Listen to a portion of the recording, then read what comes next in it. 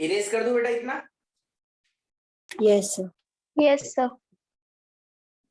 अब देखिए बेटा कुछ बेसिक चीजें आपको मालूम होनी चाहिए, है ना। वो बेसिक चीजें क्या हैं, जैसे कि आपका एटम है।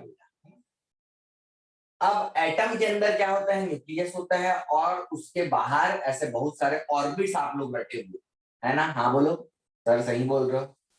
ये इसको ये देखो, ये के, ये एल, ये एम, ये एन इज इक्वल टू 1 बेटा, ये एन इज इक्वल टू 2, ये एन इज इक्वल टू 3, और यहाँ पे होते हैं प्रोटॉन और यहाँ पे न्यूट्रॉन। मानते हो कि नहीं मानते हो बताओ? Yes sir. मानते हो ना बेटा? ठीक।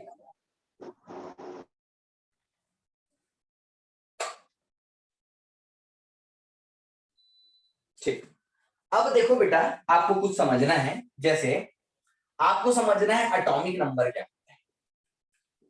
एटॉमिक नंबर आपको समझना है। अच्छा, कोई बताएगा क्या एटॉमिक नंबर के बारे में? किसी को कुछ पता है क्या? बोलो, एटॉमिक नंबर के बारे में किसी को कुछ आइडिया है क्या बेटा? The number of protons Number present of in an protons. atom.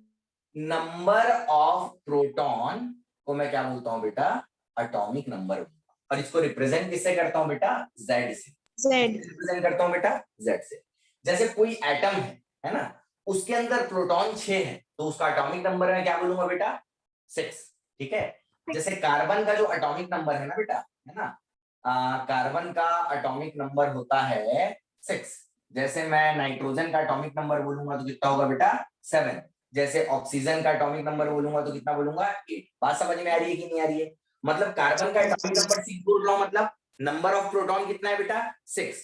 अगर नाइट्रोजन का मैं एटॉमिक नंबर की बात कर रहा हूं तो कितना होगा बेटा? 7। मतलब उसके अंदर प्रोटॉन का नंबर कितना है बेटा? 7। ऑक्सीजन का 8 बोल रहा हूं एटॉमिक नंबर, मतलब ऑक्सीजन में कितना, ऑक्सीजन में जो नंबर ऑफ प्रोटॉन है वो कितना है बेटा? 8। बात क्लियर है बच्चों? बात क्लियर है बेटा? Yes sir. Yes sir. दूसरा जो एक आता है बेटा, वो आता है मास। क्या आता है बच्चे? Mass number. क्या आता है बच्चे? Mass number.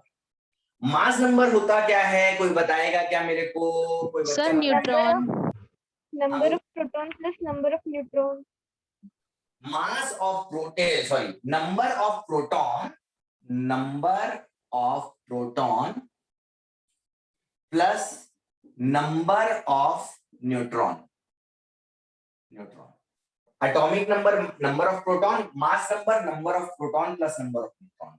रिप्रेजेंट किससे करते हैं बेटा? ए से। तो बिल्कुल कंफ्यूज नहीं होना, सर यहाँ ए से इसको कर देते हैं, मास नंबर को जेड से कर देते हैं, नहीं।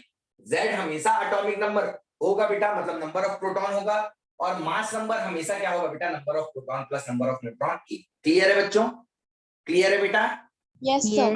इसके बाद हम देखते हैं बेटा रिप्रेजेंटेशन ऑफ एटम।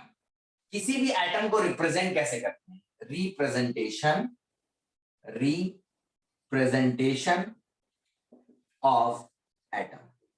बेटा किसी भी एटम को रिप्रेजेंट करने के लिए ना उसका एक सिंबल, तो सिंबल, सिंबल ऑफ एलिमेंट लेते हैं। सिंबल ऑफ एलिमेंट फिलहाल मैं यहाँ पे एक्स ले रहा हूं।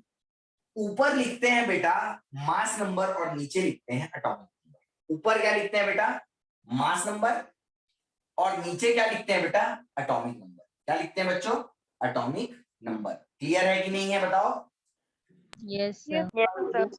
जैसे कार्बन का जो सिंबल है ना बेटा, वो है सी। कार्बन का सिंबल क्या है बेटा? सी। ऊपर हम मास नंबर लिख देंगे 12 और नीचे एटॉमिक नंबर लिख देंगे 6। सारी की सारी इंफॉर्मेशन हमको पता चल गई, मतलब हमको नंबर ऑफ प्रोटॉन भी पता चल गया, हमको number of proton plus number of neutron भी पता चल गया। अब आप मेरे को बताओ कि यहाँ पे नंबर ऑफ न्यूट्रॉन क्या है? 6। क्यों? क्योंकि देखो नंबर ऑफ प्रोटॉन 6 और number of proton plus number of neutron 6। तो देखो number of proton, number of proton plus number of neutron बराबर है या इक्वल क्या रहा है बेटा? Mass number. Number of proton मतलब यहाँ पे 6 ऑलरेडी दिया है, ये number of neutron, mass number कितना है बेटा? 12, तो नंबर ऑफ न्यूट्रॉन कितना आ जाएगा? 12 माइनस 6 मतलब 6। समझ में आ रहा है कि नहीं आ रहा है बताओ? समझ में आ रहा है कि नहीं आ रहा है बच्चों? बोलो। Yes sir. तो बेटा यहाँ पे मैं एक और फॉर्मूला लिख दूंगा बेटा, ये इसको एज अ एग्जांपल लेना और यहाँ पे लिखना mass number is equal to, mass number is equal to number of proton plus number of neutron, number of neutron, mass number मतलब ए, नंबर ऑफ प्रोटॉन को बोलते हैं बेटा Z atomic number, plus number of neutron plus number of neutron. तो बेटा number of neutron is equal to mass number minus atomic number. Clear है कि नहीं है बताओ? क्लियर है कि नहीं है बताओ? दिख Yes, sir. रहा है कि नहीं दिख रहा है बताओ? दिख रहा है सर। वेरी गुड बच्चा। तो बहुत सारे ऐसे स्टूडेंट होंगे ना जिन्होंने मेरी फर्स्ट क्लास अटेंड नहीं करी होगी बेटा, तो आप लोगों के लिए क्या हो जाएगा ये, है ना, बैकअप क्लास हो जाएगी। ठीक है बेटा? ठीक है बच्चे? हाँ, ये इतना हो गया। ठीक है, अब एक और क्वेश्चन तुम लोगों को देता हूं बच्चों।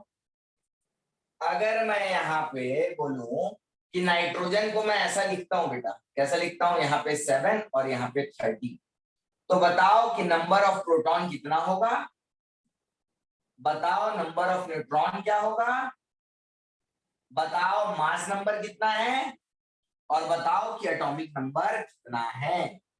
चलो fast. Number of proton equals 7. Number of 7, neutron Sub equals 6, to 6. Mass number 13. Mass number 13 और एटॉमिक नंबर मतलब नंबर ऑफ प्रोटॉन मतलब 7। वेरी गुड बच्चों, वेरी गुड बेटा। क्लियर है बच्चों? Yes sir. चलिए बेटा,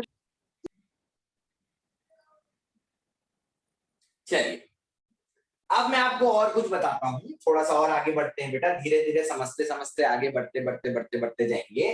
ठीक है, अब आगे इस पार्ट को मैं मिटा देता हूँ। अच्छा, अब देखो बहुत इंपॉर्टेंट बेटा, ये चीज याद रखना कि किसी भी एटम की जो मेन आइडेंटिटी होती है ना, आइडेंटिटी होती है ना, कि मैं किस एटम को कार्बन कहूंगा, मैं किस एटम को ऑक्सीजन कहूंगा, मैं किस एटम को हाइड्रोजन कहूंगा। तो जो मेन आइडेंटिटी होती है ना बेटा किसी एटम की, वो होती है नंबर ऑफ प्रोटॉन। क्या होती है बेटा? Number of proton. क्या होती है बच्चे? Number of proton. मतलब दुनिया का वो एटम जिसका एटॉमिक नंबर 6 है, मतलब जिसके न्यूक्लियस के अंदर कितने प्रोटॉन है बेटा? 6, वो कार्बन ही होगा। समझ में आ रहा है मैं क्या बोल रहा हूं? मैंने क्या कहा बेटा?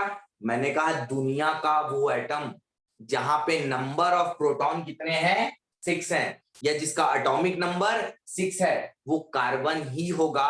नंबर ऑफ न्यूट्रॉन चाहे चेंज हो जाए। देखो नंबर ऑफ न्यूट्रॉन, यहाँ पे न्यूट्रॉन कितने हैं बेटा बोलो? इस एटम में बोर्ड में दिख रहा है ना, यहाँ पे 6. यहाँ पे 6. हाँ? 7. प्रोटॉन की बात नहीं कर रहा हूं बेटा, न्यूट्रॉन की बात कर। यहाँ पे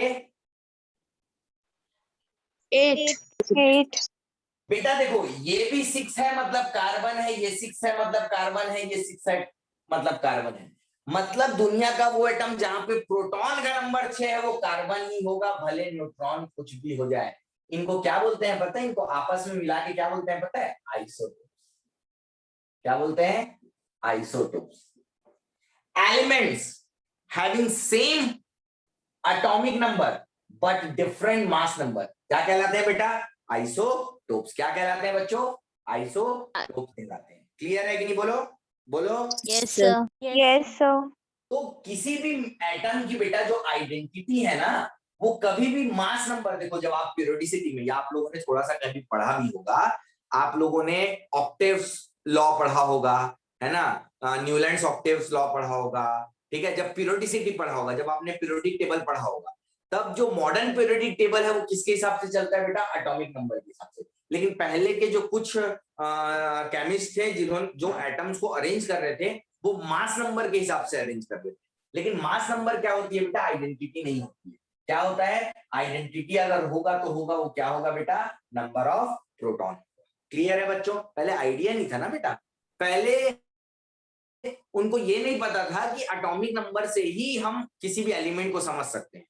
मतलब न्यूट्रॉन कुछ भी हो, प्रोटॉन अगर सेम है मतलब वो एलिमेंट एक ही जैसा है। जैसे क्लोरीन, बेटा देखो क्लोरीन आपको मिलता है ये 1735, क्लोरीन 37, मतलब 17 आ गया ना बेटा तो क्लोरीन ही है, फिर चाहे न्यूट्रॉन सेम हो या अलग अलग हो। बात क्लियर है कि नहीं बेटा, बोलो क्लियर है कि नहीं बोलो। Yes, sir. अब देखो, अब आगे बढ़ते हैं बेटा। देखो अब किसी भी एलिमेंट्स में अगर कोई छेड़छाड़ नहीं हुई है ना, एकदम मैं एक प्रकार से बोल सकता हूं कि एकदम फ्रेशली बोर्न एटम है, मतलब कुछ नहीं हो ना, तो ये किसी ने किसी के साथ केमिकल रिएक्शन किया हुआ है, ना इस एटम ने किसी के साथ केमिकल रिएक्शन अभी तक किया है, ना शेयरिंग की है, ना इलेक्ट्रॉन का ट्रांसफर हुआ है, तो एक फ्रेश एटम के लिए आप बोल सकते हो बेटा कि number of proton is equal to number of electron।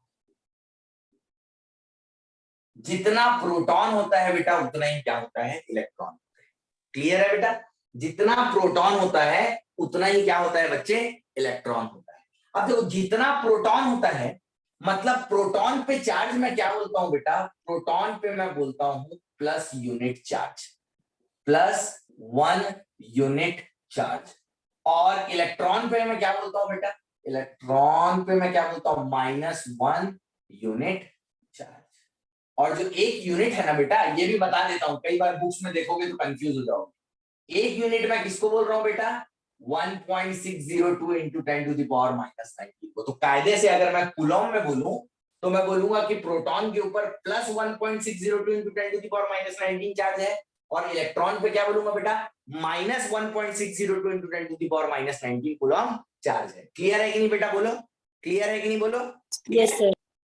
ठीक, एक मिनट बेटा, एक मिनट ना, ये इसको थोड़ा सा ऐसा उठा देता हूँ। ठीक, अब बताओ मेरे को, अगर कोई एकदम फ्रेश एटम रखा हुआ है जिसने कभी किसी के साथ रिएक्शन नहीं किया है, तो उस एटम पे कितना चार्ज होगा बताओ। न्यूट्रल।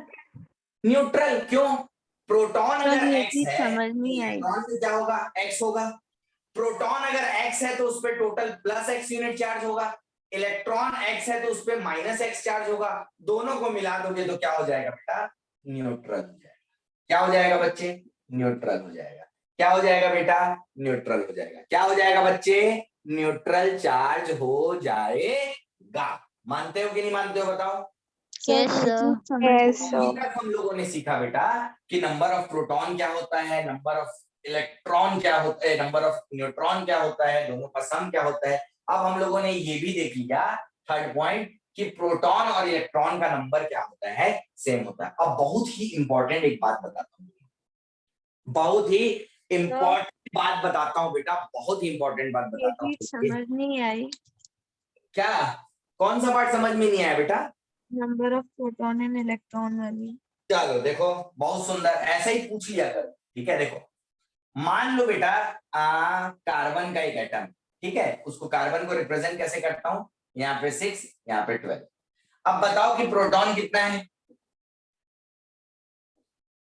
प्रोटॉन कितना है बेटा बताओ। 6। अब मैंने बोला कि ये फ्रेश एटम में इलेक्ट्रॉन कितना होगा, 6। तो बताओ कि प्रोटॉन पे जो चार्ज होता है वो कितना होता है, +1 यूनिट चार्ज होता है, हाँ कि नहीं बोलो। Yes sir. तो यस सर। प्रोटॉन पे 6 है, तो देखो 6, देखो ये पहला प्रोटॉन जिस पे +1 यूनिट चार्ज, ये दूसरा, ये तीसरा, ये चौथा, ये पांचवा, ये छठवां। क्लियर है। इलेक्ट्रॉन भी कितना है बेटा, 6, और हर इलेक्ट्रॉन पे कितना चार्ज होता है बेटा, -1 चार्ज। तो देखो -1 -1 -1 -1 -1 -1। अब मेरे को एक बात बताओ, ये हर प्रोटॉन और इलेक्ट्रॉन एक दूसरे के चार्ज को क्या कर दिए बेटा, कैंसल आउट कर दिए। तो ओवरऑल एटम के पास चार्ज बोलोगे तो कोई चार्ज नहीं है, ऐसे तो उसके अंदर चार्ज पार्टिकल्स प्रेजेंट हैं, लेकिन ओवरऑल वो क्या है बेटा, न्यूट्रल। ओवरऑल क्या है बेटा, न्यूट्रल। ओवरऑल वो क्या है बेटा, न्यूट्रल। समझ में आया कि नहीं आया बताओ, अब आया बेटा समझ में। Yes sir. Yes, sir. अच्छा एक बार बताओ, एक बार बताओ, मान लो इलेक्ट्रॉन 5 होता, तो इस पूरे एटम पे कितना चार्ज होता बेटा? +1. +1 होता। मानते हो कि नहीं मानते हो, बोलो। Yes, sir. Yes, sir. कि प्रोटॉन 6 होते और इलेक्ट्रॉन 1 2 3 4 5 होता, तो बेटा ये 5 तो क्या कर देते, एक दूसरे को कैंसिल आउट कर देते, एक पॉजिटिव चार्ज बच जाता। ठीक है, अच्छा अब मान लो बेटा कि नंबर ऑफ इलेक्ट्रॉन कितना हो जाता बेटा 7, तो इस पे कौन सा चार्ज आ जाएगा बताओ? -1. -1. इसको बोलते हैं बेटा आयनाइजेशन। इसको क्या बोलते हैं बेटा? आयनाइजेशन। आयनाइजेशन का मतलब क्या होता है अभी मैं आपको बताता हूँ। आयनाइजेशन का मतलब क्या होता है ये मैं आपको बताता हूँ। बेटा एक चीज सुनो, एकदम आराम से सुनो, कोई हड़बड़ी नहीं करते हैं, एकदम प्रेम से समझो चीजों को। ठीक है, देखो देखो क्या है बेटा, ये जो पूरी केमिस्ट्री है ना, इसमें एटम कंबाइन कर रहे हैं दूसरे एटम से, एटम निकल रहे हैं किसी दूसरे मॉलिक्यूल से, मॉलिक्यूल टूट रहे हैं, पुराने बॉन्ड टूट रहे हैं, नए बॉन्ड बन रहे हैं। ओवरऑल यहाँ पे एटम्स में क्या हो रहा है बताऊं?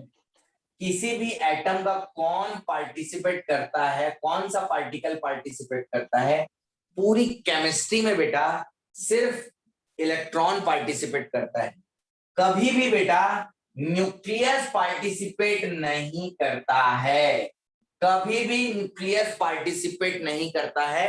अगर न्यूक्लियस पार्टिसिपेट करने लग जाता है ना बेटा, तो फिर वो क्या हो जाता है बेटा? बहुत सारी एनर्जी बाहर निकलती है और वो बॉम्ब बन जाता है, एटम बॉम्ब। जैसा हिरोशिमा और नागासाकी में जो गिरा था ना बेटा, वैसा बम हो जाता है, वो एटॉमिक बम हो जाता है। क्लियर है? तो न्यूक्लियस पूरी केमिस्ट्री में बेटा, चाहे वो ऑर्गेनिक केमिस्ट्री हो, चाहे वो इनऑर्गेनिक केमिस्ट्री हो, चाहे वो फिजिकल केमिस्ट्री हो, दुनिया का कोई भी रिएक्शन, कार्बन O2 के साथ रिएक्ट किया CO2 बना, N2 हाइड्रोजन के साथ रिएक्ट किया बेटा, 2NH3 बना, अमोनिया बना। दुनिया का कोई भी रिएक्शन हो रहा है ना बेटा, तो एटम का कौन सा पार्टिकल पार्टिसिपेट कर रहा है? सिर्फ और सिर्फ इलेक्ट्रॉन। कभी भी न्यूक्लियस पार्टिसिपेट नहीं करता है। मानते हो कि नहीं मानते हो? Yes, sir. Yes, sir. Yes, sir. मतलब पूरी केमिस्ट्री में आपको सिर्फ इलेक्ट्रॉन को देखना है बेटा, इसको छूना ही नहीं। ठीक है, तो बेटा अब देखो, कोई भी दो एटम आपस में कंबाइन करते हैं ना, मतलब हम लोग एक जनरल वे में क्या बोलते हैं? Bond formation. हम लोग क्या बोलते हैं बेटा? Bond formation. हम क्या बोलते हैं? Bond formation. Bond formation. जो भी बॉन्ड फॉर्मेशन होता है ना बेटा, उसमें दो ही चीज होती है। बॉन्ड फॉर्मेशन में दो ही चीज होती है, या तो होता है बेटा ट्रांसफर ऑफ इलेक्ट्रॉन्स, या तो होता है बेटा sharing of electron. Sharing of electron, जो कि आप एनसीईआरटी के 4th चैप्टर में केमिकल बॉन्डिंग में आप ये सारी चीजें पढ़ने वाले। केमिकल बॉन्डिंग में ये सारी चीजें पढ़ने वाले। तो बेटा ट्रांसफर ऑफ इलेक्ट्रॉन मतलब दुनिया में जो भी रिएक्शन हो रहा है उसमें दो ही चीज हो रही है, या तो इलेक्ट्रॉन का ट्रांसफर हो रहा है, या तो शेयरिंग हो रही है। कोऑर्डिनेट बॉन्ड भी बनता है, लेकिन आप लोगों को वहां तक अभी नहीं जाना है। ट्रांसफर ऑफ इलेक्ट्रॉन या फिर शेयरिंग ऑफ इलेक्ट्रॉन। बात समझ में आ रही है कि नहीं आ रही है, बोलो। Sir gaining of Yes, electrons sir. भी तो होंगे ना? हाँ बेटा, शेयरिंग ऑफ इलेक्ट्रॉन। गेन नहीं करेंगे इलेक्ट्रॉन? बेटा ट्रांसफर ऑफ इलेक्ट्रॉन मतलब, देखो ट्रांसफर ऑफ इलेक्ट्रॉन मतलब, देखो ट्रांसफर का मतलब या तो लॉस ऑफ इलेक्ट्रॉन या तो गेन ऑफ इलेक्ट्रॉन। मैं तुम लोगों को ये समझाता हूँ ना बेटा। देखो पहले मैं ट्रांसफर समझाता हूं और फिर तुमको समझाता हूं शेयरिंग। ठीक है, देखो ट्रांसफर ऑफ इलेक्ट्रॉन, अभी आयनाइजेशन समझ में आया? अभी आयनाइजेशन समझ में आया ना बेटा? ट्रांसफर कैसे होता है ये बात समझ में आई कि नहीं आई बताओ? अभी मैं जो थोड़ी देर पहले बता रहा था, +1 चार्ज -1 चार्ज जो तुम बोल रहे थे, वो समझ में आ रहा था कि नहीं आ रहा था? आ गया, वो चीज आ गई थी। बेटा देखो एकदम फ्रेश एटम रखा हुआ है X, जिसका एटॉमिक नंबर Z है और जिसका मास नंबर A है। क्लियर है? बोलो हाँ। Yes, sir. Yes, sir. Yes. A मतलब एटॉमिक नंबर, सॉरी A मतलब मास नंबर, मतलब number of proton plus number of neutron. Z मतलब एटॉमिक नंबर, मतलब नंबर ऑफ प्रोटॉन, और फिर हम तीसरी बात, ये पहली बात, ये दूसरी बात, और तीसरी बात हम ये जानते हैं कि number of proton is equal to होता है नंबर ऑफ इलेक्ट्रॉन। इतनी बात तुम सब जानते हो कि नहीं जानते हो, बताओ।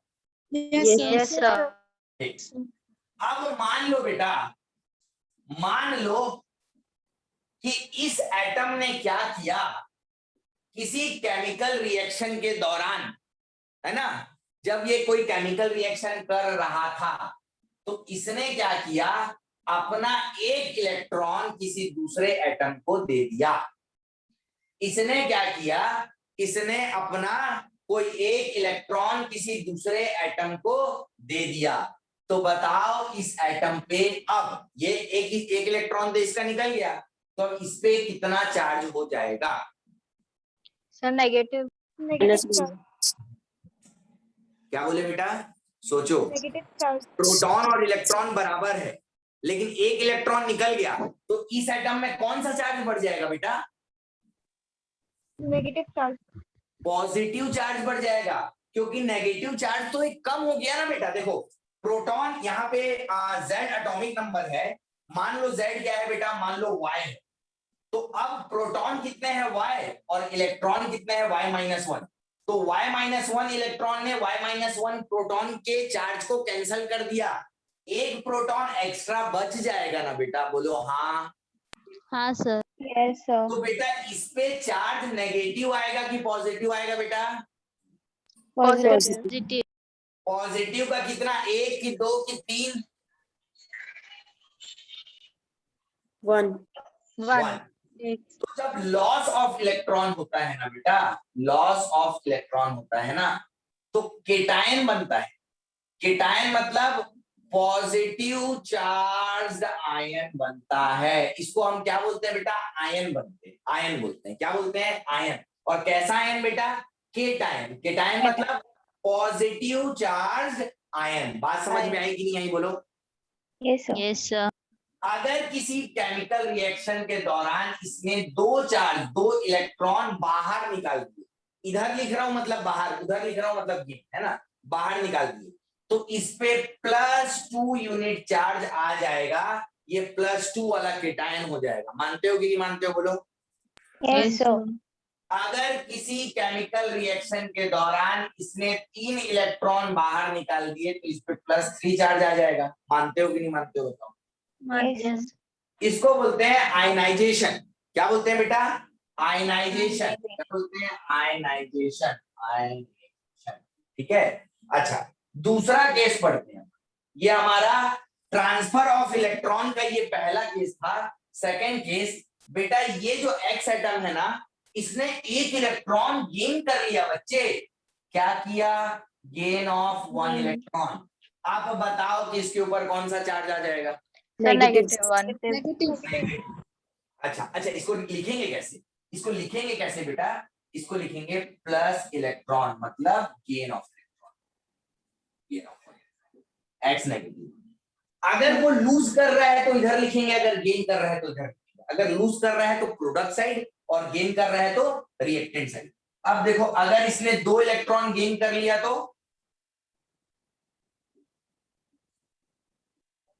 और कितना चार्ज आ जाएगा बेटा ऊपर? Negative. -2. Minus. -3 नहीं आएगा क्या?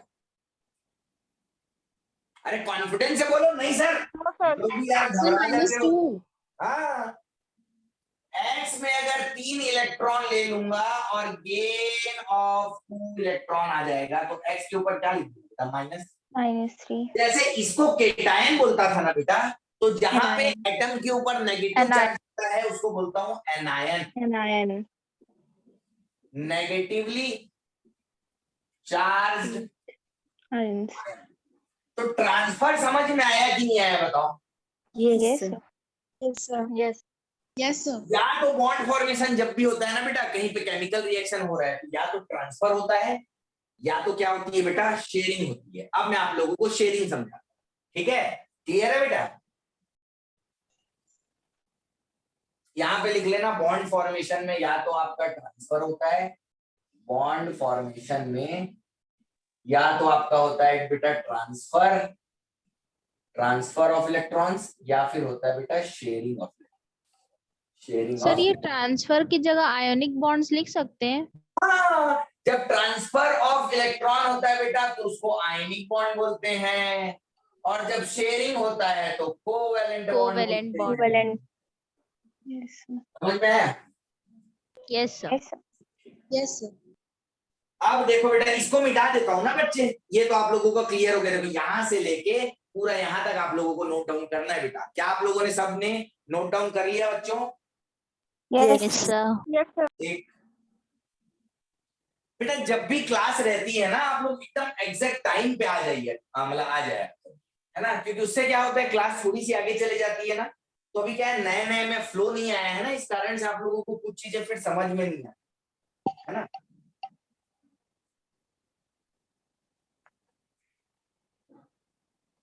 हो गया बच्चों?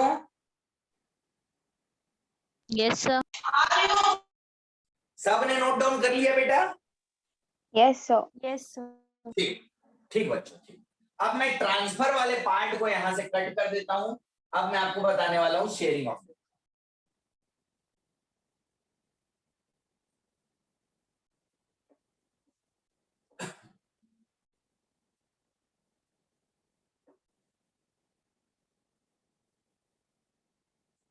जैसे कार्बन है बेटा, कार्बन के का एटॉमिक नंबर है वो 6 है, और मास नंबर है वो 12 है। अच्छा, आप लोगों ने कभी ऑक्टेट रूल पढ़ा है क्या? Yes, sir. मतलब बेटा, ये दुनिया है ना, इसमें हर कोई क्या चाह रहा है, स्टेबिलिटी चाह रहा है। ऊपर टंकी में पानी रख दिए, इधर टैप ऑन किए तो पानी नीचे गिर रहा है। तो ये जो सारी चीजें हो रही है ना, ये क्यों हो रही है बेटा? स्टेबिलिटी की वजह से। नेचर क्या चाहती है बेटा? नेचर चाहती है स्टेबिलिटी। क्या चाहती है बेटा? स्टेबिलिटी। Stability. तो एटम की स्टेबिलिटी हम मानते हैं बेटा ऑक्टेट रूल से। मतलब ये अपने आउटर मोस्ट सेल में जब इसके 8 इलेक्ट्रॉन आ जाते हैं ना, तो ये क्या हो जाता है? स्टेबल हो जाता है, लेस रिएक्टिव हो जाता है। ठीक है, तो वो जो ट्रांसफर हो रहा था ना बेटा, वो क्यों हो रहा था? अपनी रिएक्टिविटी को कम करने। यहाँ पे शेयरिंग हो रहा है, ये क्यों हो रहा है? अपनी रिएक्टिविटी को कम करने।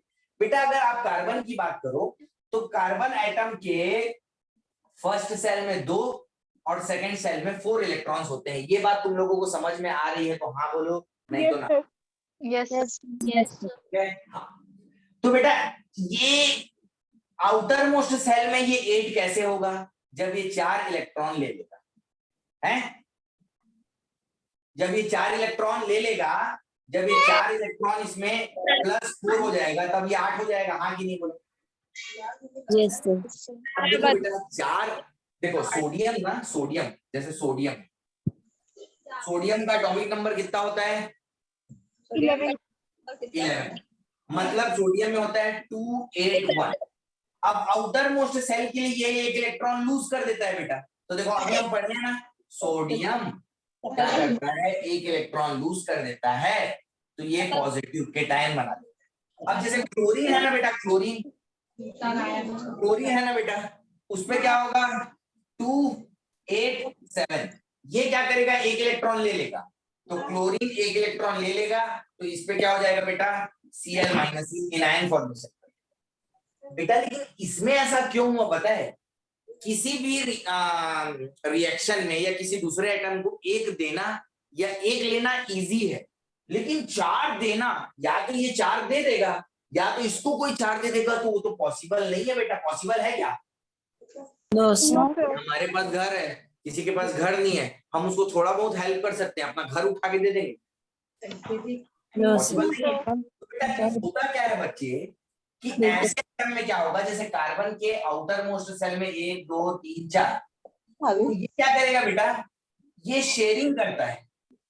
क्या करता है बेटा? इसके बारे में बहुत डिटेल में पढ़ोगे, मैं तो एटॉमिक स्ट्रक्चर में बस तुम लोगों को थोड़ा थोड़ा बता रहा हूं। तो देखो, ये जो इलेक्ट्रॉन है ये इसका भी है, ये इसका भी है, तो ऐसे करके इसके पास 8 हो गए कि नहीं हो गए बेटा? बताओ। Yes, sir. Yes, sir. Yes Yes, sir. Bond formation के लिए बच्चे, बॉन्ड फॉर्मेशन के लिए या तो क्या होगा बेटा? ट्रांसफर होगा या तो क्या होगी बेटा, शेयरिंग होगी। और क्या वो- केमिकल बॉन्डिंग में आप बहुत डिटेल में पढ़ने वाले हो बेटा कि कैसे बॉन्ड बनता है, उनका पानी- स्ट्रक्चर क्या होता है। हाँ हाँ बोलो, कोई कुछ बोल रहा है क्या बेटा? फिट हो गई दीवार में। बेटा म्यूट कर लो बच्चे, म्यूट कर लो बेटा। भूमि, ठीक है, हाँ चलो। देखिए अब इसके बाद ना बेटा हम लोग ये देखते हैं, एटम के बारे में हम लोगों को बहुत सारी इंफॉर्मेशन मिल गई, जितना भी हम लोगों को चाहिए ना उतना अपने को मिल गया, इतना आप लोगों को सीख के बैठना है। अब देखिए एटॉमिक स्ट्रक्चर में, अगर आप एटॉमिक स्ट्रक्चर को देखोगे ना बेटा, एटॉमिक स्ट्रक्चर जो नीट IIT जेई में अगर इसके टॉपिक देखेंगे या एनसीईआरटी के बेस पे, एनसीईआरटी के बेस पे अगर आप देखोगे तो कैसे बढ़ना है ये मैं आपको अभी बता दूं। Yes, हम कैसे बढ़ेंगे ये आपको बता दूं बेटा मैं। yes, sir. Yes, sir. देखिए, यस सर। सबसे Yes, पहले sir. मैं अभी आपको थोड़ी देर पहले बोल रहा था कि बेटा क्या था कि डाल्टन ने बोल दिया था कि सबसे फंडामेंटल मतलब सबसे बेसिक पार्ट एटम है, एटम को और फर्दर डिवाइड नहीं किया जा सकता। लेकिन ना बेटा डिस्कवरी हुई फंडामेंटल पार्टिकल्स की,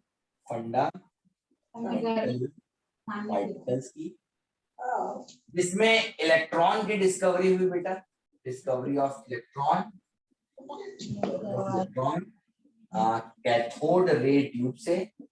कैथोड रे ट्यूब से, है ना।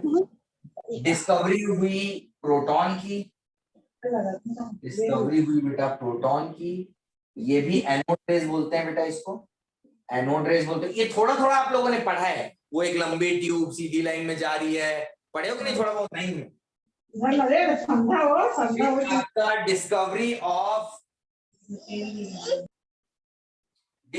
ऑफ न्यूट्रॉन पढ़िए,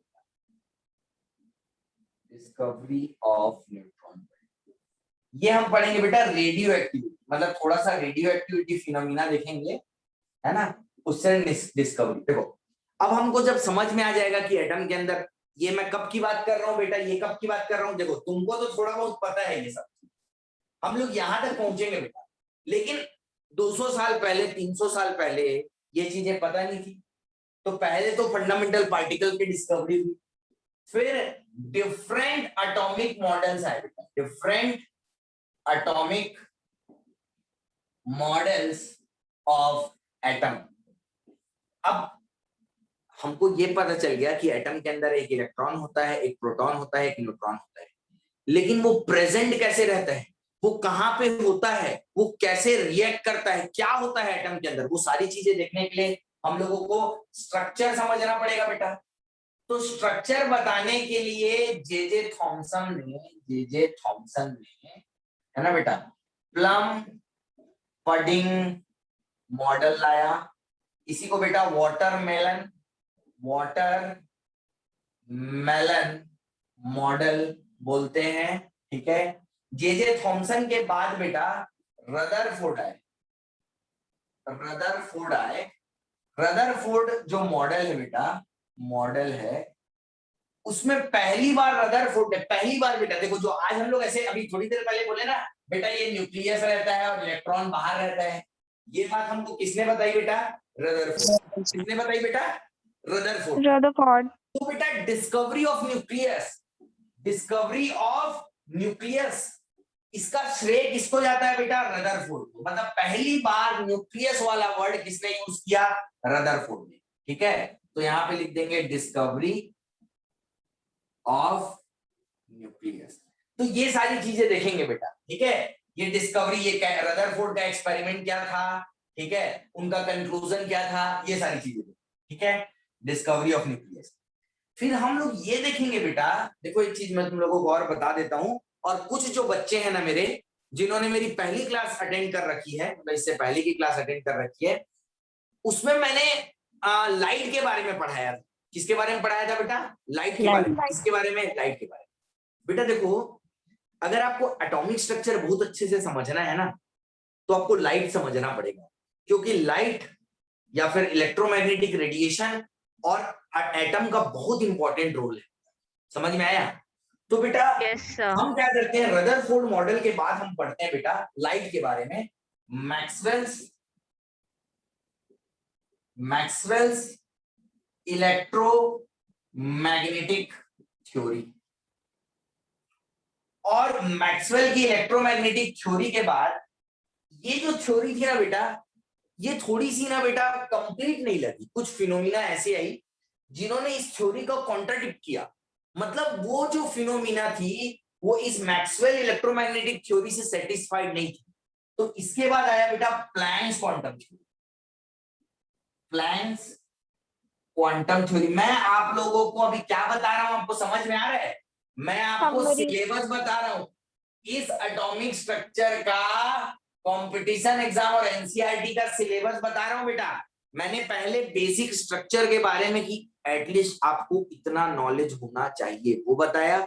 अब मैं यहां से पूरा आपको लास्ट तक कहानी बता रहा हूं। उस कहानी के बाद हम कंटिन्यूअसली, चाहो तो दूसरी डेमो क्लास में मैं क्या करूंगा, एक दूसरा यूनिट उठाऊंगा। जैसा आप बोलो बेटा, आपको डेमो लेना है ना, आपको सेटिस्फाइड होना है, तो बेटा चाहो तो मैं कुछ दूसरा यूनिट स्टार्ट कर दूंगा, चाहो तो अब क्या करेंगे अपन, इससे भी कंटिन्यू कर सकते हैं। क्योंकि देखिए अभी और कोई न्यू स्टूडेंट आएगा बेटा, तो इसके बाद का मान लो मैं उस बच्चे को पढ़ाऊंगा तो फिर उसको फिर गोलमाल लगेगा, है ना। क्योंकि 10th का जो सिलेबस है बेटा और 11th के सिलेबस में बहुत डिफरेंस, समझ में आए? तो हम नेक्स्ट क्लास में, नेक्स्ट डेमो क्लास हम क्या करेंगे, हम दूसरा कोई यूनिट स्टार्ट करेंगे, उसको हम पढ़ने की कोशिश करेंगे बेसिक से लास्ट तक। समझ में आ रहा है? और जो जो बच्चे मेन बैच के लिए रजिस्टर होना चाहेंगे वो सब फिर मेन बैच में कंटिन्यू करते रहेंगे। क्लियर है कि नहीं? बोलो हाँ, बोलो बच्चों हाँ। Yes, sir. Yes, sir. Yes, ये sir. आप लोग बेटा प्लैंक्स क्वांटम थ्योरी, ये जो दोनों थ्योरी है ये किस पे बेस्ड है, इसके किसके बारे में हमको इंफॉर्मेशन मिलती है बेटा? लाइट के बारे में। Light. तो जैसी प्लैंक्स क्वांटम थ्योरी आया ना बेटा, जैसी प्लैंक्स क्वांटम थ्योरी आया ना, बोर्ड्स का दिमाग चला और उन्होंने प्लैंक्स क्वांटम थ्योरी के बाद एक नया मॉडल ले आया, boards atomic model of atom. तो ये हमारा कौन सा था बेटा? तीसरा मॉडल था। ये हमारा दूसरा और ये हमारा पहला। मानते हो? ये 3 मॉडल के बारे में पढ़ेंगे, है ना। आप जो अभी मैं थोड़ी देर पहले जिस एटम के बारे में बता रहा था ना, वो आपका कौन सा मॉडल है बेटा? Boards atomic model. इस बोर्ड्स एटॉमिक मॉडल में बेटा, इस बोर्ड्स एटॉमिक मॉडल में हम लोग क्या करेंगे बच्चों, इस बोर्ड्स एटॉमिक मॉडल में हम वो ऑर्बिट की एनर्जी के बारे में पढ़ेंगे, उसके एंगुलर मोमेंटम के बारे में पढ़ेंगे, एंगुलर मोमेंटम के बारे में पढ़ेंगे, इलेक्ट्रोमैग्नेटिक रेडिएशन के स्पेक्ट्रम के बारे में पढ़ेंगे। ठीक है, इसमें भी 2 स्पेक्ट्रम होते हैं। अभी कुछ वर्ड आप लोगों को अटपटा लगेगा, एब्जॉर्प्शन स्पेक्ट्रम है ना, और आपका आ जाएगा एक एमिशन स्पेक्ट्रम।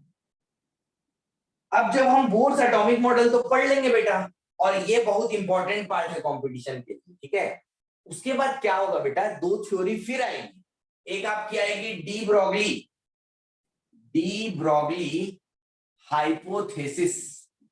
हाइपोथेसिस, और एक आपकी आएगी बेटा हेजनबर्ग अनसर्टेनिटी प्रिंसिपल।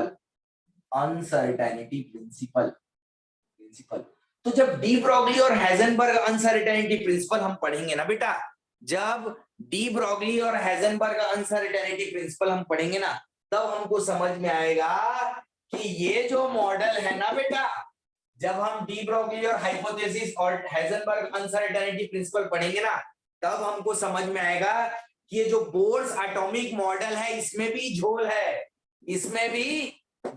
है, क्या है? झोल है। फिर इससे इंस्पायर होके एक नया मॉडल आएगा जिसको आज हम पढ़ते हैं बेटा, जिसको हम मेन मॉडल मानते हैं, क्वांटम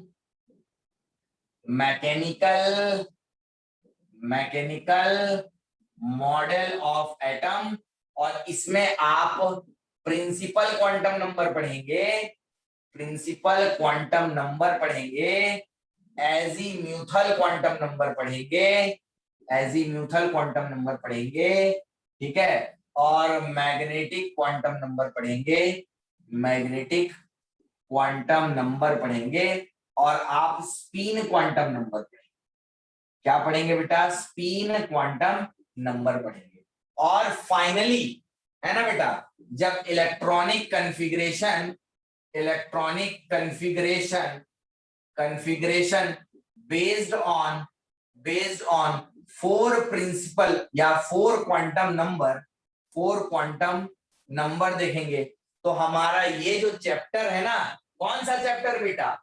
एटॉमिक स्ट्रक्चर, क्या हो जाएगा बेटा? खत्म हो जाएगा। इतनी बात तुम लोगों को समझ में आई कि नहीं? मतलब अगर आप, है ना बेटा, 11th या IIT JEE या नीट के सिलेबस को देखना चाहते हो ना, जो एटॉमिक स्ट्रक्चर वाला है, तो ये इतना है। क्लियर है? मतलब हम पूरी क्लास में, है ना, स्टार्टिंग यहां से करके ऐसा बढ़ते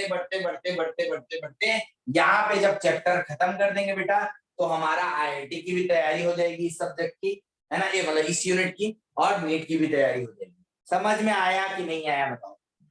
Yes, sir. Yes, sir. अच्छा, Yes, sir. Yes, अब sir. बताओ तुम, इसमें से कोई भी एक टॉपिक अगर तुम बोलोगे, तो अभी हम इसको, मैं क्या करूंगा बेटा, इसको अभी कंटिन्यू कर दूंगा। क्या कर दूंगा बच्चे?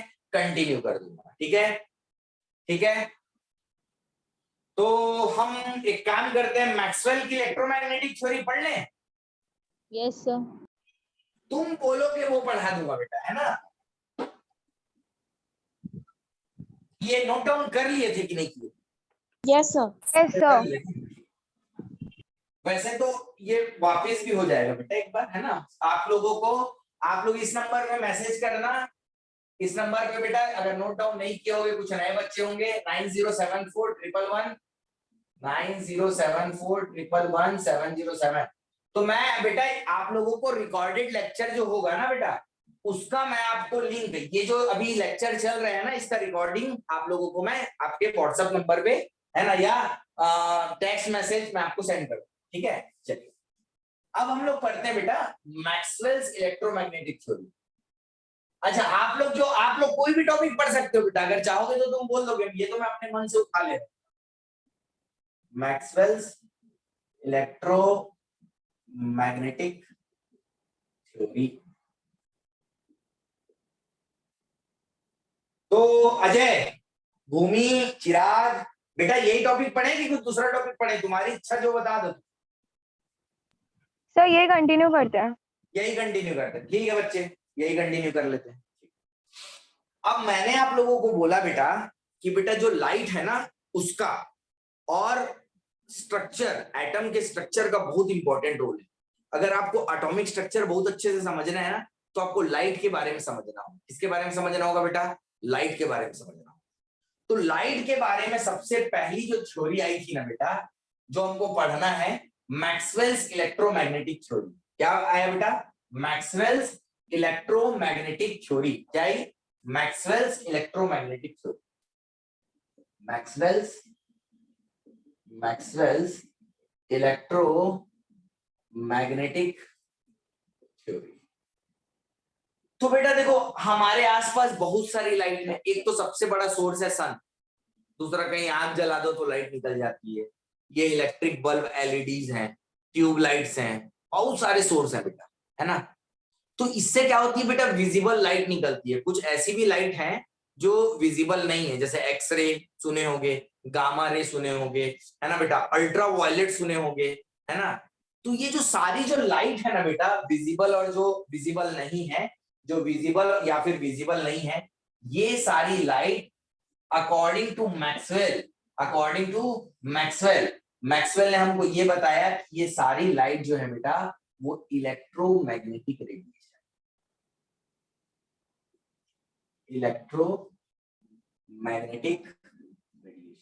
क्या है बेटा?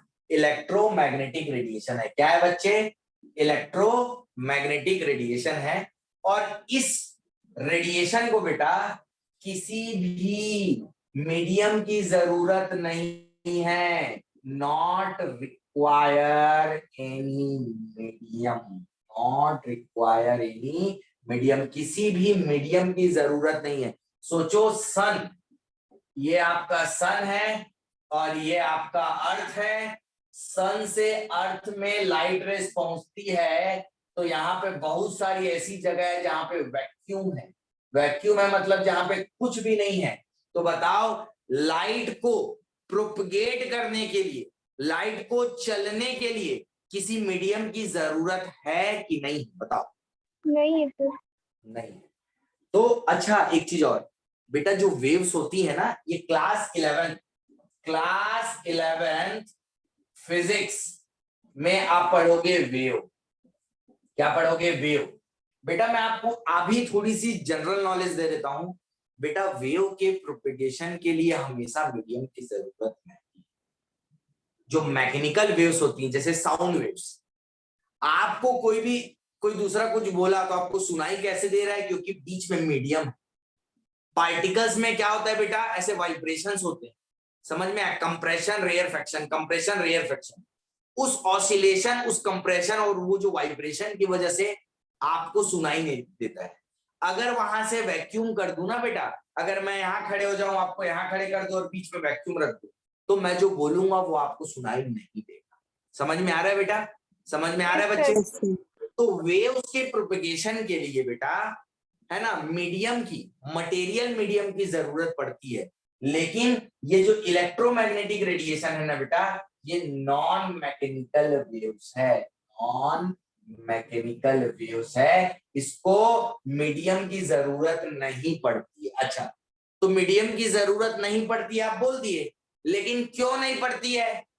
तो बेटा क्यों नहीं पड़ती है? क्योंकि ये जो इलेक्ट्रोमैग्नेटिक रेडिएशन है, देखो जैसे मैं अभी आप लोगों को बताया कि साउंड में, साउंड वेव्स को प्रोपगेट करने के लिए या फिर ट्रेवल करने के लिए जो एयर पार्टिकल्स हैं उसमें क्या होता है बेटा? ऐसे वाइब्रेशन होते हैं। समझ में आया? समझ में आया? तुम क्या करते हो? तालाब में एक पत्थर फेंकते हो तो वाटर पार्टिकल में ऐसे रिपल्स बनते हैं, वाटर पार्टिकल में वाइब्रेशन होता है। बोलो हाँ। हाँ बोलो। Yes sir. बेटा इलेक्ट्रोमैग्नेटिक रेडिएशन में किसका वाइब्रेशन होता है पता है? फील्ड का। किसका होता है बेटा? फील्ड का। ये फील्ड का। इलेक्ट्रिक फील्ड का होता है, इलेक्ट्रिक फील्ड का होता है। और एक और फील्ड होता है बेटा, जो इलेक्ट्रिक फील्ड ऐसा ऑसिलेट करता है, ऐसा, और मैग्नेटिक फील्ड ऐसा। तो मैग्नेटिक फील्ड को कैसे बना रहा हूं? तो ये दोनों मिलके क्या बन जाती है बेटा? Electromagnetic radiation. ये इलेक्ट्रिक फील्ड, ये मैग्नेटिक फील्ड। तो इलेक्ट्रोमैग्नेटिक रेडिएशन कैसे होती है बेटा? क्लियर है बच्चों? ये इलेक्ट्रिक फील्ड ऐसा ऑसिलेशन होता है, मैग्नेटिक फील्ड ऐसा होता है, और दोनों को मिला के क्या बन गए? Electromagnetic radiation. अभी भी बहुत सारे बच्चे ऐसे हैं ना जिनको फील नहीं हुआ। क्या चीज फील नहीं हुई? सर फील्ड क्या वाइब्रेशन और वैक्यूम में कैसे? एक एग्जांपल देता हूं मैं तुमको, एक छोटा सा एग्जांपल देता हूं। बेटा आपके पास दो मैग्नेट हैं। मैग्नेट जानते हो? ये एक मैग्नेट, ये एक मैग्नेट। ठीक है, मैग्नेट जनरली तुम लोग ऐसा वाला देखते हो कि बार मैग्नेट, ये बार मैग्नेट, ये बार मैग्नेट। ये मान लो नॉर्थ पोल, ये साउथ पोल, ये मान लो साउथ पोल, और ये बोल दो नॉर्थ पोल। मैग्नेट जानते हो कि नहीं जानते हो? बताओ। Yes, sir. Yes sir. अब एक बात बताओ, ये मैग्नेट यहाँ पे रखा हुआ था, ये मैग्नेट यहाँ पे रखा हुआ था, और इस मैग्नेट को मैं दूर से ऐसे लेके आया, तो ये सेम पोल है, एक दूसरे को क्या करेंगे बेटा? रिपेल करेंगे कि नहीं करेंगे? बताओ। Yes, sir. Yes. बेटा मेरे को एक बात बताओ, इस मैग्नेट को मैं डायरेक्ट कांटेक्ट में लाया हूं क्या? नहीं लाया। नो फिर सर। भी इनमें रिपल्सन होगा कि नहीं होगा? बताओ। होगा। Yes, sir. अगर यहाँ पे वैक्यूम रख दूंगा, मैं कुछ नहीं रखूंगा, एयर को भी हटा दूंगा, फिर भी यहाँ पे रिपल्सन होगा कि नहीं होगा? बताओ। फिर होगा। होगा। क्यों? क्योंकि यहाँ पे बेटा इसका मैग्नेटिक फील्ड यहाँ पे है और इसका मैग्नेटिक फील्ड यहाँ पे है, इस कारण से उन मैग्नेटिक फील्ड्स में इंटरेक्शन हो रहे हैं, इसी कारण रिपल्सन हो रहा है। तो ये एग्जांपल देने का क्यों दिए सर आप? तो मेरा कारण ये था बेटा, मैं आपको ये बताना चाहता हूं कि वैक्यूम में भी फील्ड होते हैं, और फील्ड का मतलब इसका कुछ इफेक्ट जो यहाँ पे पड़ रहा है, जिसके कारण ये रिपेल हो रहा है, ऑपोज कर रहा है, उसको मैं, उस एनर्जी को मैं क्या बोल रहा हूँ बेटा? फील्ड बोल रहा हूँ। उस फोर्स को मैं क्या बोल रहा हूँ? फील्ड बोल रहा हूँ। बात समझ में आई कि नहीं आई बताओ? Yes, sir. Yes, sir. तो इनके, अब देखो, अगर कोई चार्ज पार्टिकल होगा, पॉजिटिव चार्ज और नेगेटिव चार्ज, तो बेटा चार्ज पार्टिकल होगा तो उसके इंटरेक्शन को क्या बोलूंगा? फील्ड को इलेक्ट्रिक फील्ड बोलूंगा, और मैग्नेट होगा तो उसके फील्ड को क्या बोलूंगा? मैग्नेटिक फील्ड बोलूंगा। समझ में आया कि नहीं आया बोलो? Yes, sir. Sir. तो बेटा आप क्लास 12th में इसका देखो, कई बच्चे क्या होंगे ना बेटा, उनको ऐसा लग रहा होगा सर ये बनती कैसे है ये रेडिएशन। तो अभी एटॉमिक स्ट्रक्चर में कुछ पार्ट समझ लोगे और पूरा अच्छे से क्लास 12 फिजिक्स इलेक्ट्रोमैग्नेटिक वेव्स में पढ़ोगे। लेकिन अभी मैं आपको बस इतना बता देना चाहता हूं कि बेटा इलेक्ट्रिक फील्ड और मैग्नेटिक फील्ड के वाइब्रेशन होते हैं, और आपको मैं ये बता चुका हूं बेटा कि फील्ड को किसी मीडियम की जरूरत नहीं पड़ती है, इसीलिए इलेक्ट्रोमैग्नेटिक रेडिएशन को भी किसी भी मटेरियल मीडियम की जरूरत नहीं पड़ती है फॉर प्रोपेगेशन। तो मैक्सवेल ने इलेक्ट्रोमैग्नेटिक रेडिएशन के बारे में क्या बताया बेटा? कि जो दुनिया भर की लाइट है ना, वो इलेक्ट्रोमैग्नेटिक रेडिएशन है, और इलेक्ट्रोमैग्नेटिक रेडिएशन को किसी मटेरियल मीडियम की जरूरत नहीं पड़ती है। और इलेक्ट्रोमैग्नेटिक रेडिएशन क्या है बेटा? इलेक्ट्रिक फील्ड और मैग्नेटिक फील्ड आपस में म्यूचुअली परपेंडिकुलर डायरेक्शन में क्या हो रहे हैं बेटा? फील्ड में ऑसिलेशन हो रहा है। क्या हो रहा है? Oscillation. Class 11 physics, oscillation and waves में समझ में आएगा कि ऑसिलेशन और वेव्स क्या है। अभी फिलहाल क्योंकि मैं एटॉमिक स्ट्रक्चर पढ़ा रहा हूं, मैं आपको इतना बताऊंगा कि इसमें क्या हो रहा है बेटा? इलेक्ट्रिक फील्ड और मैग्नेटिक फील्ड में क्या हो रहा है? ऑसिलेशंस हो रहे हैं एक दूसरे के परपेंडिकुलर डायरेक्शन में, और इन दोनों के परपेंडिकुलर डायरेक्शन में क्या हो रहा है बेटा? रे का प्रोपेगेशन हो रहा है। मतलब रे क्या कर रही है? ट्रेवल कर रही है। Propagation of wave. समझ में आया कि नहीं आया? Yes, sir. Yes, sir. तो इसको मैं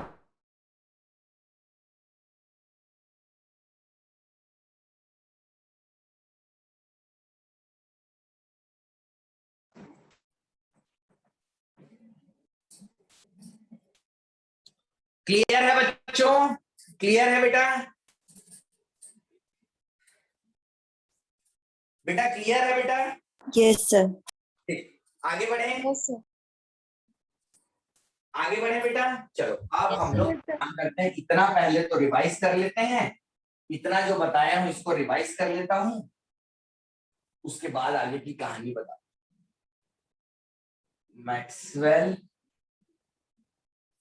Maxwell's electromagnetic theory, electromagnetic radiation के बारे में हमने बताया है।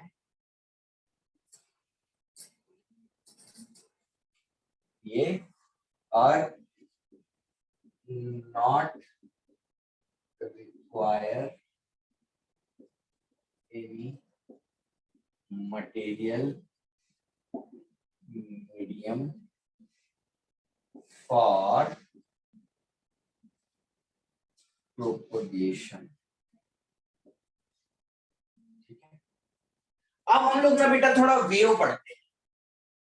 वेव क्या पढ़ते हैं? अब एक जनरल वेव पढ़ रहा हूं। अभी मैं आप लोगों को इलेक्ट्रोमैग्नेटिक रेडिएशन के बारे में कुछ बताना चाहता हूं, लेकिन उसको बताने से पहले मैं आपके वेव के कुछ कैरेक्टरिस्टिक्स बताना चाहता हूं। मतलब characteristics of wave, characteristics of wave. बेटा मैं सिर्फ इलेक्ट्रोमैग्नेटिक रेडिएशन नहीं, सारे टाइप की वेव के कैरेक्टरिस्टिक्स बता रहा हूं। तो किसी भी वेव को रिप्रेजेंट कैसे करते हैं बेटा? ऐसे रिप्रेजेंट करते हैं कि नहीं करते हैं बताओ? Yes, Yes. sir. Yes, sir. Representation of wave, representation of wave. बेटा उसमें एक टर्म आता है एम्पलीट्यूड। क्या आता है बेटा? एम्पलीट्यूड। क्या आता है बच्चे? एम्पलीट्यूड। एम्पलीट्यूड किसको बोलते हैं? ये देखो, ये वाला जो है ना उठा हुआ, इसको बोलते हैं बेटा क्रेस्ट। क्या बोलते हैं? क्रेस्ट। और इसको क्या बोलते हैं बेटा? ट्रफ। क्या बोलते हैं बेटा? Trough.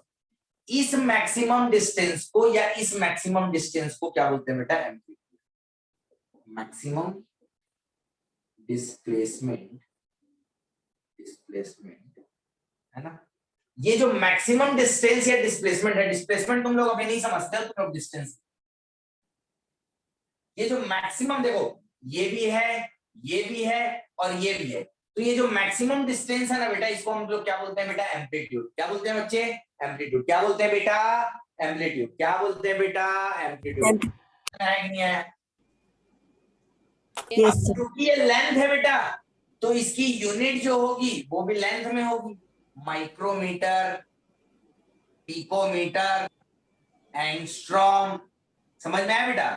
Metre, Yes, sir. Centimetre में हम क्या लेते हैं बेटा, एम्पलीट्यूड लेते हैं। और एम्पलीट्यूड को हम लोग कैपिटल ए से रिप्रेजेंट करते हैं। किससे रिप्रेजेंट करते हैं, कैपिटल ए से रिप्रेजेंट करते हैं। किससे करते हैं बेटा, कैपिटल ए से रिप्रेजेंट करते हैं। बात समझ में आई कि नहीं आई बताओ। Yes, sir. ठीक Yes, है sir. बेटा, Yes, sir. ठीक है बच्चे। दूसरा ना बेटा, किसी भी वेव का होता है बेटा वेवलेंथ।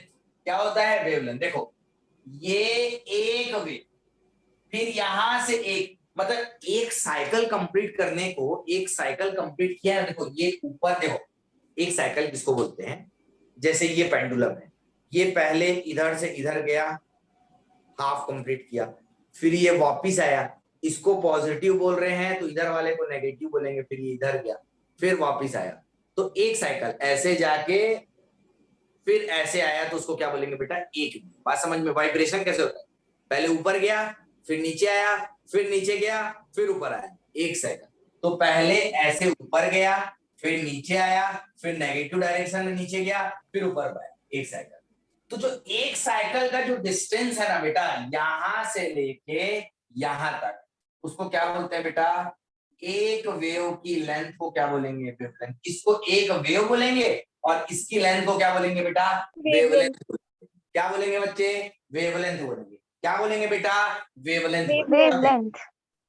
अब ये जो वेवलेंथ है ना बेटा, चाहो तो आप यहां से यहां ले लो, चाहो तो आप क्या करो बेटा, यहां से क्रेस्ट ले लो, या तो आप चाहो तो क्या करो बेटा, ट्रफ से ट्रफ ले लो। ये डिस्टेंस और ये डिस्टेंस क्या है बेटा, बराबर है, एक वेव की लेंथ। और क्योंकि ये लेंथ है बेटा, तो इसकी यूनिट भी जो होगी ना बेटा, वो क्या होगी, या तो माइक्रोमीटर में, या तो पिकोमीटर में, या तो नैनोमीटर में, या तो एंगस्ट्रॉम में, या तो मीटर में। कुल मिला के मैं क्या लिख रहा हूँ बेटा, लेंथ की सारी यूनिट्स लिख रहा हूँ। तो ये जो वेवलेंथ है उसको भी हम लेंथ की यूनिट से मेजर करते हैं, और इसका रिप्रेजेंटेशन कैसे होता है बेटा, लैम्डा से। कैसे होता है बेटा, लैम्डा से। लैम्डा। कैसे होता है बच्चे, लैम्डा से। क्लियर है कि नहीं बेटा, बोलो। Yes, sir. तीसरा जो कैरेक्टरिस्टिक्स है वो है इसका टाइम पीरियड। क्या है बेटा, टाइम पीरियड। क्या है, टाइम पीरियड। तो जो टाइम पीरियड है ना बेटा, वो क्या है, इसको कैपिटल टी से रिप्रेजेंट करते हैं। एक वेव को बनने में कितना टाइम लगा, यहां से यहां पहुंचने में कितना टाइम लगा, एक साइकिल को कंप्लीट होने में कितना टाइम लगा, वो क्या होता है बेटा, टाइम पीरियड। और इसको रिप्रेजेंट कैसे करते हैं बेटा, टी से। और इसकी जो यूनिट होगी वो क्या होगी, टाइम की यूनिट होगी, या तो सेकेंड में होगी, या तो मिनट में होगी, या तो बेटा आर Hours. होगी, या तो डे होगी, या तो वीक होगा, या तो क्या होगा बेटा, ईयर होगा। मतलब अरे इतना नहीं जाता है, लेकिन मैं ऐसा टाइम के लिए लिख दिया हूँ ताकि तुमको समझ में आए। भाई एक साइकिल होने में मान लो 2000 साल लग गए, तो टाइम पीरियड वो हो जाएगा ना बेटा, हाँ कि नहीं बोलो। Yes, sir. टाइम पीरियड के बाद बेटा एक इंपॉर्टेंट आता है फ्रीक्वेंसी। तो कई बच्चे क्या है, ये फ्रीक्वेंसी वाला वर्ड उस दिन देखे ना, बोर्ड्स एटॉमिक मॉडल पढ़ा रहा था मैं, बहुत सारे नए बच्चे आए, अब उनके दिमाग में ऊपर से जाने लगा, बोले क्या चल रहा है, पहले क्लास ही अटेंड नहीं हुई है, तो भाई ऊपर से तो जाएगा ही बेटा, है ना। तो इसी कारण ये पैरेलल तुम लोगों का चल रहा है, जो यहाँ बैठेगा वो यहाँ बैठेगा, और जो उधर जाएगा वो उधर चल देगा, ठीक है। अब देखो फ्रीक्वेंसी, तो फ्रीक्वेंसी का मतलब क्या होता है बेटा, number of waves in 1 second. एक सेकंड में कितनी वेव बन, या एक सेकंड में कितना साइकिल हो रहा है, एक सेकंड में कितने वाइब्रेशंस हो रहे हैं, उसको हम क्या बोलेंगे बेटा, फ्रीक्वेंसी। क्या बोलेंगे बच्चे, फ्रीक्वेंसी। क्या बोलेंगे बेटा, फ्रीक्वेंसी बोलेंगे। क्या बोलेंगे बच्चे, फ्रीक्वेंसी बोलेंगे। बात समझ में आ रही है कि नहीं आ रही है बताओ। Yes, sir. Yes, sir. इसको मैं मिटा देता हूँ ना बेटा, इसको थोड़ी देर बाद कंटिन्यू करेंगे। और Yes, मेरे ख्याल से टाइम तो हमारा हो रहा है, तो हो सकता है कि इसको नेक्स्ट क्लास में कंटिन्यू करें अगर तुम चाहो तो, लेकिन एक पार्ट बेटा जो पढ़ रहे हैं ना उसको अच्छे से खत्म कर ही देते हैं क्लास में। क्यों? क्योंकि दूसरी क्लास में कोई दूसरा पार्ट पकड़ के उसका डेमो लेंगे, है ना? ठीक है। अब देखो बच्चे, number of waves in 1 second होता है बेटा फ्रीक्वेंसी। इसको बेटा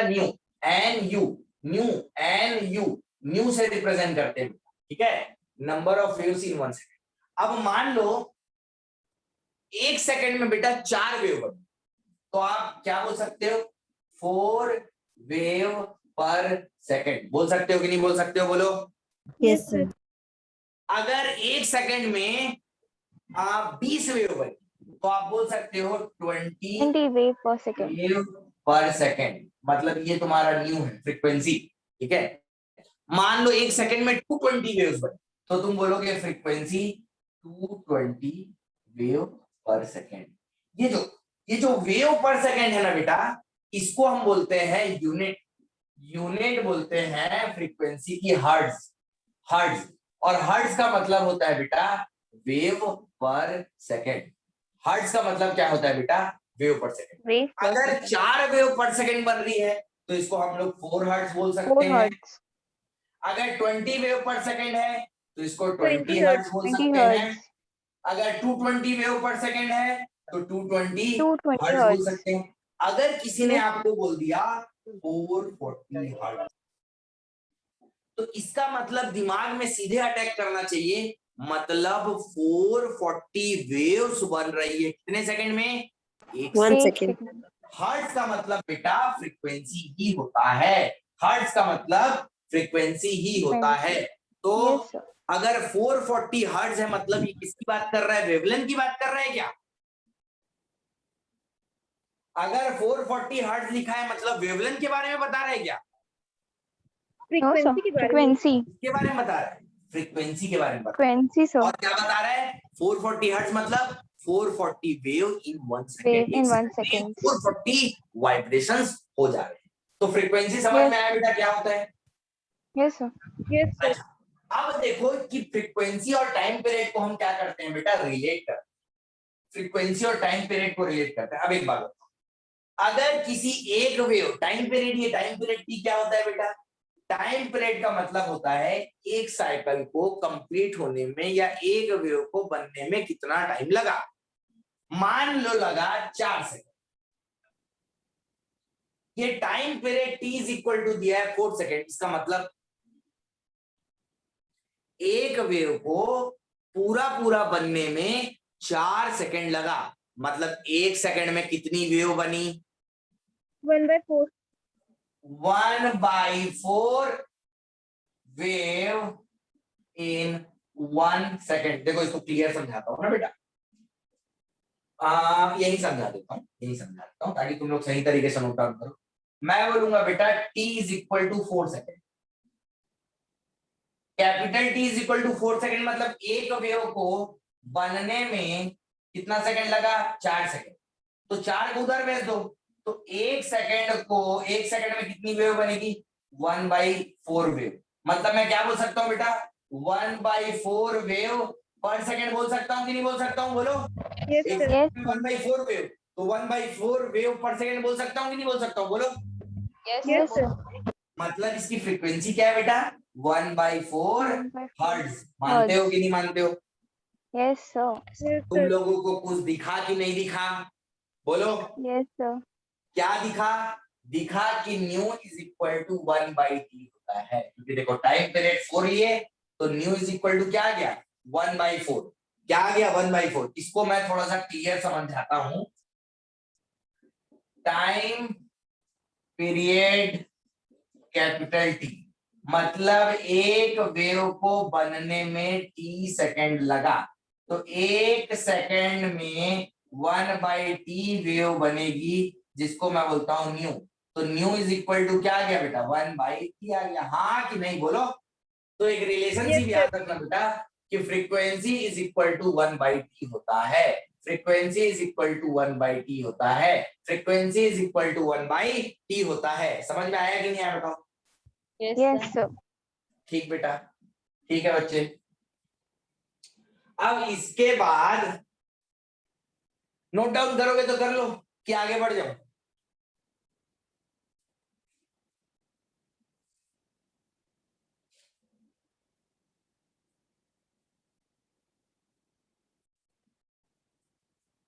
मिटा दो बेटा। Yes, sir. Yes, sir. Frequency के बाद आता है बेटा, फ्रीक्वेंसी के बाद आता है fifth one is wave number. Wave number को रिप्रेजेंट करते हैं बेटा न्यू बार से। ये आपका फ्रीक्वेंसी वाला न्यू है और इसके ऊपर बार लगा देंगे तो वो क्या हो जाएगा बेटा, वेव नंबर। क्या हो जाएगा बच्चे, वेव नंबर। वेव नंबर का मतलब होता है, जैसे देखो फ्रीक्वेंसी का मतलब क्या होता है बेटा, number of waves in 1 second. वैसे वेव नंबर का मतलब होता है number of waves in 1 metre. Number of waves in 1 metre length. अब देखो एक वेव की लेंथ कितनी होती है बेटा, लैम्डा मीटर। हाँ कि नहीं बोलो। Yes, sir. एक वेव की लेंथ होती है लैम्डा मीटर। तो 1 मीटर में कितनी वेव बनेगी बेटा, 1 बाई लैम्डा वेव बनेगी। 1 मीटर में 1 बाई लैम्डा वेव बनेगी। मतलब न्यू बार मतलब wave number is equal to क्या होगा, number of waves in 1 metre मतलब 1 बाई लैम्डा, और यूनिट क्या होगी बेटा, पर मीटर। ये रिलेशनशिप याद रखना है, ये रिलेशनशिप याद रखना है। Wave number is equal to, समझ में आया? जिसको भी नहीं आया मेरे से तुरंत पूछेगा बेटा, है ना।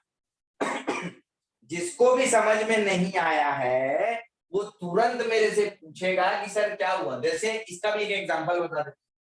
मान लो बेटा एक वेव है, उसकी लेंथ है 10 टू द पावर -2 मीटर। एक वेव है जिसकी लेंथ है बेटा 10 टू द पावर -2 मीटर। तो 1 मीटर में कितनी वेव्स बनेंगी बेटा, 10 टू द पावर 2 वेव। मतलब, और वेव नंबर क्या होता है बेटा, वेव नंबर क्या होता है बेटा, वेव नंबर क्या होता है, वेव नंबर का मतलब होता है number of waves in 1 metre. तो 1 मीटर में इतनी वेव बनी, मतलब कुल मिला के न्यू बार जो है वो 1 बाई लैम्डा है कि नहीं है, बताओ। Yes, sir. Yes, sir. Clear है बच्चों? Yes, sir. Yes, sir. तो आपको कैरेक्टरिस्टिक्स ऑफ वेव समझ में आया कि नहीं आया? Yes, sir. आ गया sir. आइए बेटा। Yes, sir. तो अभी अपन इतना ही करते हैं बेटा आज, ठीक है। अब नेक्स्ट डेमो क्लास में जो मेरा टॉपिक रहेगा वो कुछ दूसरा अपन उठा के लाएंगे, मतलब कोई दूसरा चैप्टर ले आएंगे। आप लोगों की जो इच्छा, आप लोग मेरे को, है ना, अपने बारे में या जो भी चीज जो फीडबैक है या जैसा भी है वो मेरे नंबर पे आप मेरे को बता देना। अभी इस क्लास का रिकॉर्डिंग आपको मिल जाएगा, क्लियर है। और जैसा भी आप मुझे कांटेक्ट कर सकते हैं उस नंबर पे, ठीक है। और जिन बच्चों को सीधे रेगुलर में बैठना है वो बच्चे भी कांटेक्ट करके बता देना बेटा, ठीक है। तो आज की क्लास हम लोग यही खत्म करते हैं, ठीक है। नेक्स्ट क्लास में अपन आगे बढ़ेंगे, क्लियर है बच्चों? चलिए, Thank you, sir. वेलकम बच्चों।